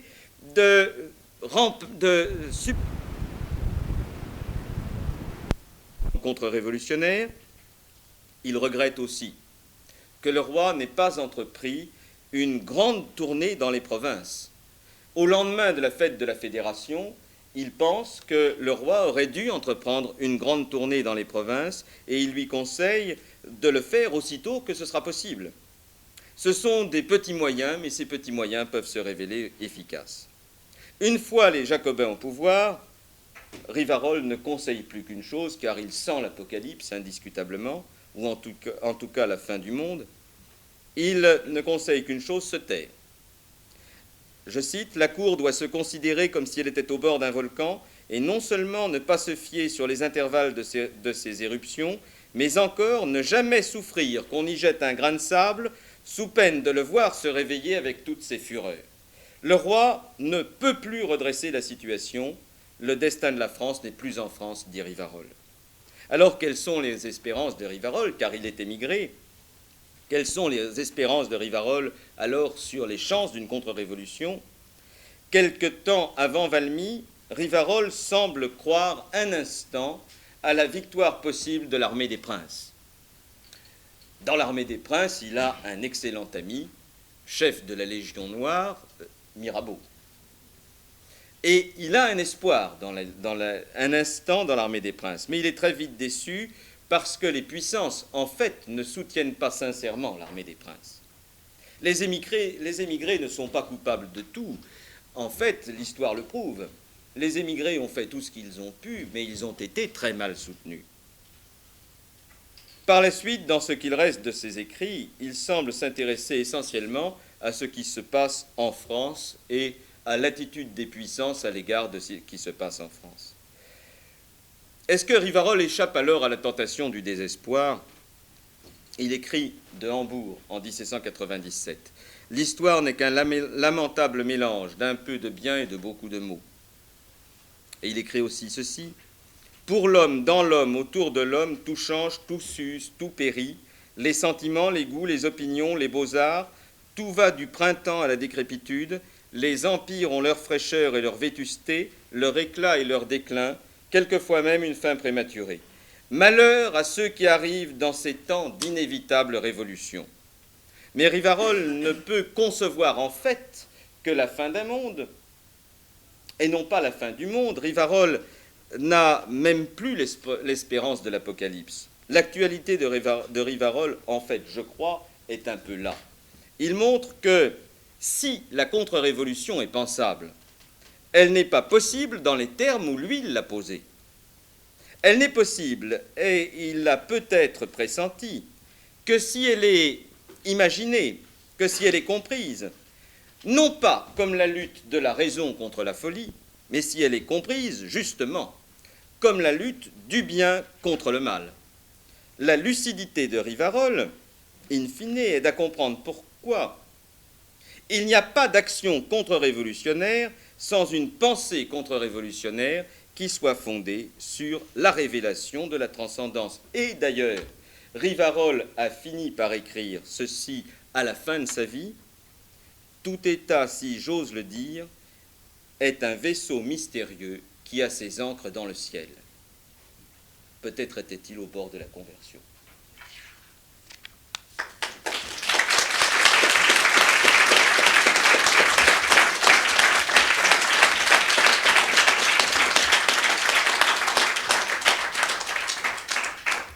Je vous remercie beaucoup. Si vous avez des questions, je suis à votre disposition.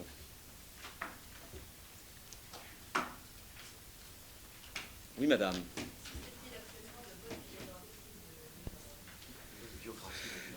Il y a une biographie, madame, qui est très bien inspirée, pleine de bonnes intentions et d'un homme admirable qui est Bernard Failly, que vous avez d'ailleurs, je crois. Mais l'ennui est que Bernard Failly a écrit cette biographie très tard dans sa vie et c'est ennuyeux pour une biographie, qu'elle est émaillée d'erreurs regrettables. Je le dis en toute liberté, j'aime beaucoup Bernard Failly, je l'ai reçu à la faculté de droit il y a quelques années. Mais cette biographie, qui est alerte, bien menée, qui donne l'esprit de Rivarol, parce que Bernard Failly écrivait remarquablement bien, cette biographie n'est pas à prendre au pied de la lettre, parce que, je le répète, Failly, pour des raisons que vous connaissez, n'avait pas la possibilité de faire des recherches dans les archives quand il préparait le dossier, puisque la République l'avait exilé ailleurs. Si bien qu'il n'a pas pu faire relever tous les détails. Dans le fond, elle est bonne. Il y a une vieille thèse de Le Breton aussi, qui a été rééditée chez Slatkin, mais qui date beaucoup. Il y a eu un essai aussi de Jünger, l'auteur d'Orage d'acier, mais c'est pas une biographie, c'est un essai qui est d'ailleurs de bonne qualité, mais je n'ose pas dire une frivolité, ça va mal avec Jünger, mais c'est un essai. Il n'y a pas, à ma connaissance, quelque chose d'essentiel. Il reste, si, il y a une grosse thèse en allemand, et qui est en Allemagne. Par conséquent, je ne peux pas vous dire que je l'ai lue. Je sais qu'elle existe, je ne l'ai pas lue, et je sais en revanche qu'elle est illisible, mais qu'elle est sérieuse, colossalement sérieuse.